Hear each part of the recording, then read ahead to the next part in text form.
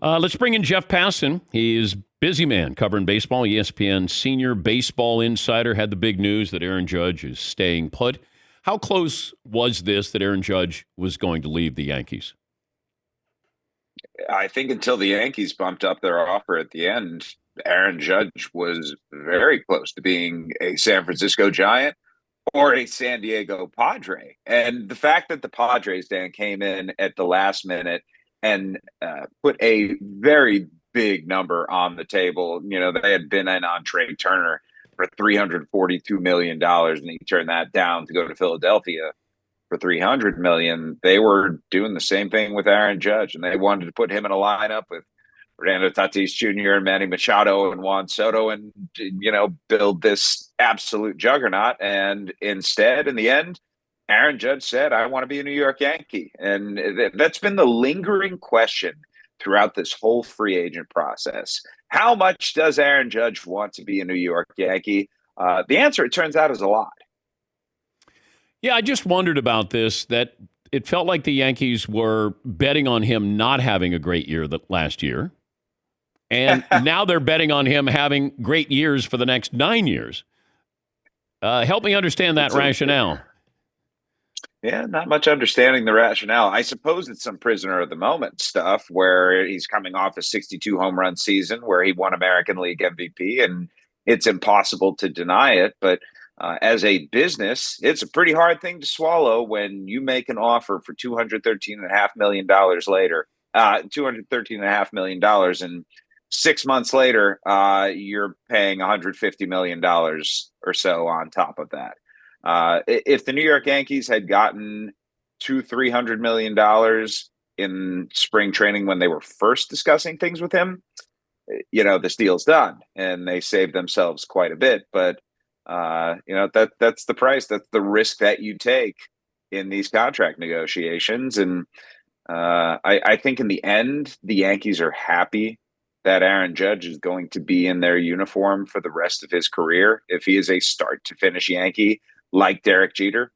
I mean, we're talking about a guy who's going to be in the pantheon there, who's going to be the captain, the new captain of the team. But it is a hefty, hefty price, particularly when we're considering that Aaron Judge is in his 30s. Aaron Judge is a unique guy in terms of size. You just do not see baseball players, Dan, who are 6'7" and 280 pounds, let alone baseball players who are 6'7" and 280 pounds playing into their late 30s and early 40s. But I always go back to Albert Pujols because he had a Hall of Fame career. Cardinals decided to give him a offer that wasn't embarrassing, but they were probably hoping that he was going to leave. Angels ponied up, didn't get a return on their investment. But I wonder, are the Yankees going to look at this the same way at some point where they go, you know what, we got his best years that we could have, and we should have passed on this? I mean, that would be the pragmatic thing to do, to use that money and put it towards somebody a little bit cheaper. But there are emotional ties here that I'm not sure ensnare many other franchises, right? The Yankees do need to operate differently. And I'm not suggesting this is something that, like, woe is me. I mean, I'm sorry, I'm going to play the tiniest violin in the world for the franchise that makes more money than every other one out there. Like, it's a first world problem if signing the best player in baseball in a particular year has poor effects in some regards. But the reality is, this is the cost of doing business when you're the New York Yankees. Sure. Like, if you have a guy who is homegrown, who is phenomenal on the baseball field, who is beloved inside that clubhouse, who embodies everything that you want your franchise to be, how do you let him go? Like, that was from the start. I've been saying that Aaron Judge is going to go back to the New York Yankees. And I understand free agency is a wild thing, especially when you're getting your first taste of what the rest of the world has to offer.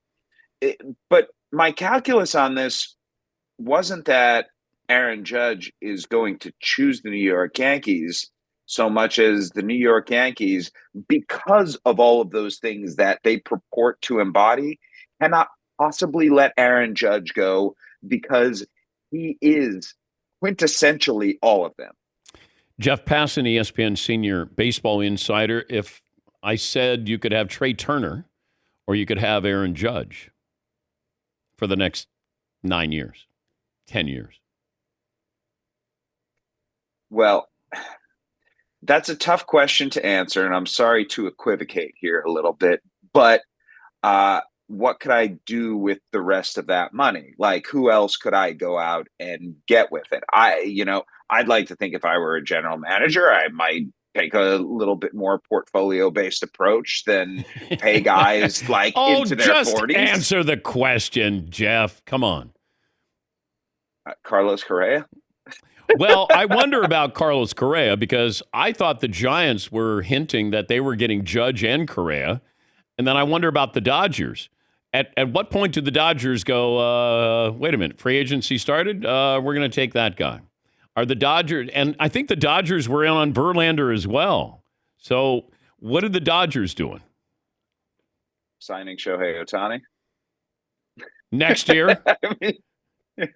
I mean, that's, the Dodgers, I think, from the start of this free agent season have been looking at things like, okay, if something falls into our laps, then we'll pounce on it. Freddie Freeman fell into their laps last year and had a brilliant 2022 season and was a great signing for them. But I don't think the Dodgers were, frankly, ever in on Aaron Judge. The fact that the Padres came in at the end, it was too little too late. But I just think that the Dodgers are comfortable with where their team is right now. And well, I'm looking at the odds here. DraftKings has the Dodgers the second favorite, and they really haven't done anything. But do you think the Dodgers are gearing up for next year with Ohtani?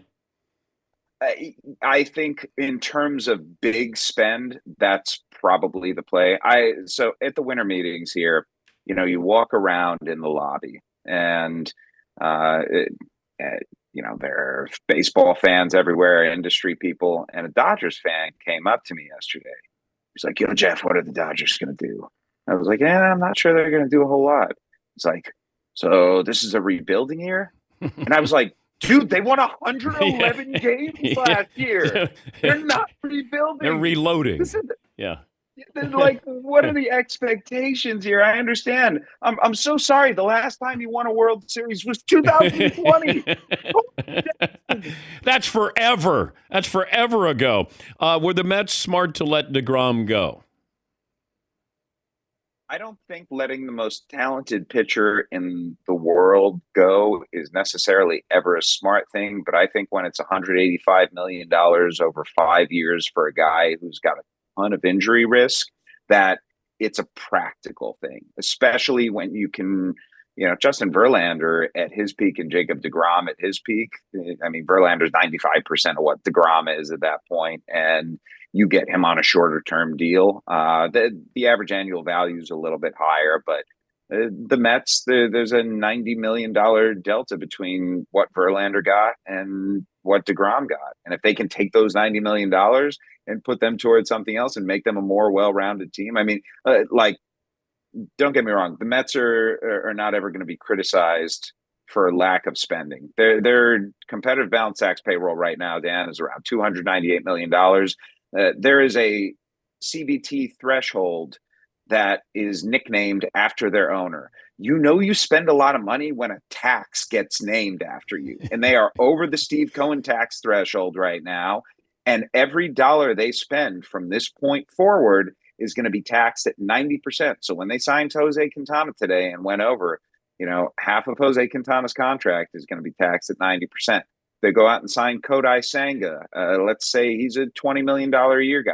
He's actually a $30 million a year guy. They bring back Brandon Nimmo at, 23, 24 million a year. That's actually 34 to 36. Like, they're in that perilous territory right now. And bringing DeGrom back would have been great, but I understand completely why they didn't want to go 5 years and 185 million. Where's Carlos Correa going?